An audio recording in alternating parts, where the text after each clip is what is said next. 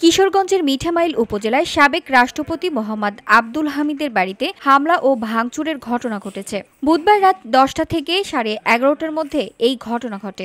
জানা যায়, জুলাই গণ অভ্যুত্থানে সংঘটিত মানবতাবিরোধী অপরাধের মামলায় আন্তর্জাতিক অপরাধ ট্রাইব্যুনালের রায়ে ক্ষমতাচ্যুত সাবেক প্রধানমন্ত্রী শেখ হাসিনা এবং সাবেক স্বরাষ্ট্রমন্ত্রী আসাদুজ্জামান খান কামালের মৃত্যুদণ্ডে সন্তুষ্টি জানিয়ে উপজেলা বিএনপির উদ্যোগে একটি আনন্দ মিছিল বের করা হয়। প্রায় ৬০ থেকে ৭০ জন নেতাকর্মী এতে অংশ নেন।